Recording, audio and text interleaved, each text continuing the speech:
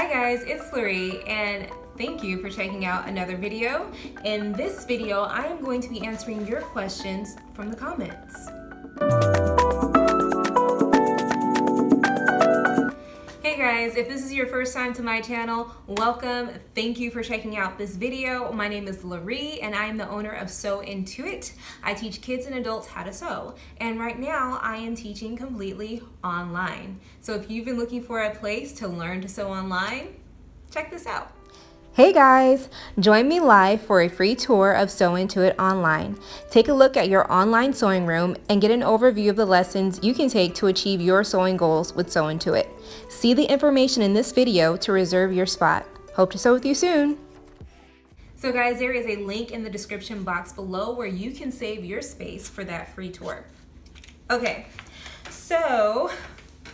guys, I have videos out with me talking about my sewing machines. So I have a few of those videos on this channel and they have generated lots of comments and quite a few questions. And while I try to answer everyone's questions in the comments, some things really cannot be explained in a couple of sentences. There are actually some questions that I have not answered because it's like I can't properly answer it just in writing. I really can't. So I don't know why it took me this long to think of this, but this is a Q&A video answering and addressing those things. I'm really excited. I really hope that you find this helpful, and I really hope that you would also continue to leave your questions so that I can continue to bring these videos to you.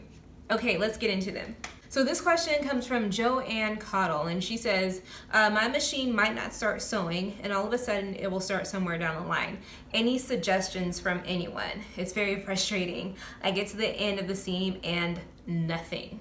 I have a Brother 2500D. So I looked up this machine and its user manual, and one of the troubleshooting suggestions that stood out was to make sure that your thread was the correct size for your needle. So basically make sure your thread is not too thick for the needle that you are using. The other suggestions that I give will apply to this machine as well as others, so keep watching. Make sure that first of all, your fabric and your needle match. They just need the corresponding needle that can handle the specific characteristics of that particular fabric. If you were using a knit fabric and you weren't using the correct corresponding needle, you will get skipped stitches. If your needle is bent, let's say you did a lot of sewing and you again did not have the correct needle. Let's say you had a very light needle and you were sewing a heavier material, one that's more heavy than what the needle can handle, and that needle has bent slightly, then that's going to affect your stitching. Another thing is to make sure that the needle is not inserted backward. On your needles, you notice if you open it up, this one is actually turned around. I'm going to hold this up here. There is a round side and a flat side to every needle. Okay, so here I have my needle. I am holding it right now with the round side of the needle facing me. If I turn this around, we can see that this needle has a flat back side. Kind of see how the light is hitting that as well. So this needle has a flat backside and a round front. We want to make sure that that flat backside is going completely towards the back of the machine. Okay, and then you're going to put it in its socket, in its holding place. Make sure whatever you have here, the needle is completely unscrewed, not unscrewed until it comes out. And then make sure this needle is pushed all the way up. I've even had it to where I didn't have this tight enough. It kind of came undone. I've just been doing some major sewing and this comes loose and my needle just completely just falls out of the machine. And I just kind of have to laugh at myself and screw it back in. So first of all, if you are having issues with your stitches, make sure that your needle is the flat side is facing the back and it's all the way up. Next, check the bobbin case for lint. Lint buildup in your bobbin. First of all, if you've had your machine, let's say for 9 months, let's say for a year, and you have not cleaned out your bobbin case, it needs to be cleaned out. So the bobbin case, it sits within the machine and it actually moves a little bit, and there's space for it to move, and that's okay. It's not fixed inside of there. It doesn't like snap into place. Once it does get into place, it moves a little. And when you have a lint buildup, it starts to disrupt that moving, and it disrupts how your stitches sew.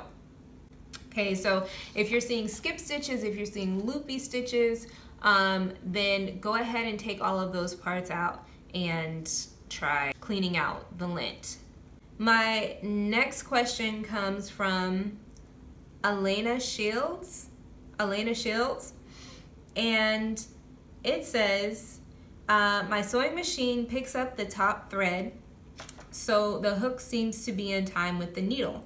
But when I place the bobbin/bobbin case in, the needle hits the case. I adjust it with the plate off to make the hook and needle and bobbin sync while hand turning, but the bobbin and needle thread get jammed together. I want to take it to the technician, but all repair shops are closed due to COVID-19. Can you help or point me in the right direction? Okay, this is what it could be. All right. My machine is not having that issue at the moment, but I have had a type of an issue. Okay, try to follow me here. Another thing that can give you issues with your bobbin and your needle is not having your bobbin case inserted properly. So if you've done something like this,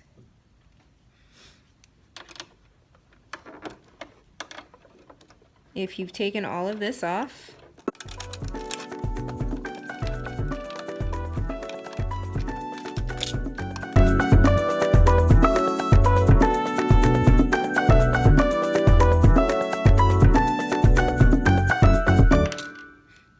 okay, putting this back in is important. If it's not set in correctly, your needle will hit this or it will get jammed. So now I do realize that every model is going to look a little different, but this is the basic idea if you have a top loading bobbin. Okay, if you have a front loading bobbin, that's a different situation.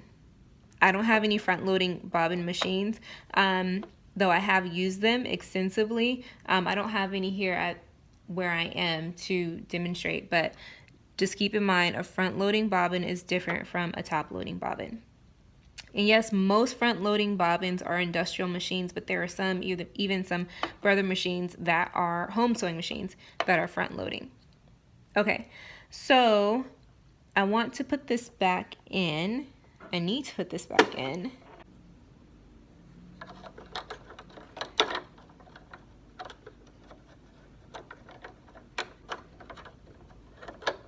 Oh, there we go.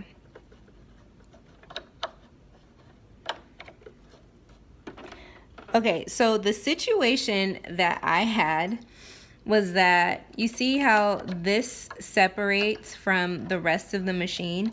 I did not put this in correctly, and my needle actually got jammed right between, just like that. Here we go. My needle got jammed between the bobbin and the machine itself. Now, my bobbin wasn't like popping out like this, so it wasn't this obvious. I was able to put everything back in.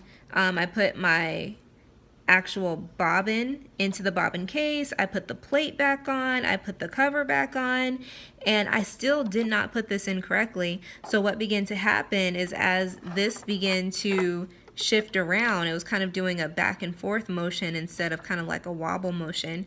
My needle got stuck between the bobbin and the machine itself.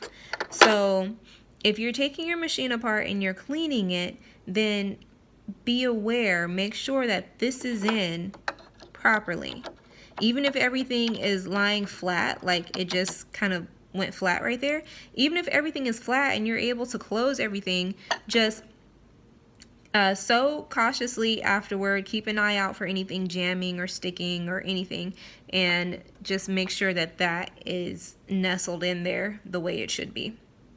So the situation that I had taken my case out of my machine, and I went to clean it all out, and I dropped my case back in my machine. I thought I had it in right. I really did. I kind of got in there, I wiggled it around a little bit, dropped my bobbin in there, and I started to sew, and it jammed. And it jammed to the point to where I had to take the cover off of my bobbin. My needle was actually jammed down in the machine and it would not come out, and I started to get a little worried. So I was, fiddling and moving around with my hand wheel, and it was just stuck. It was jammed, and I really had to look and see what was going on.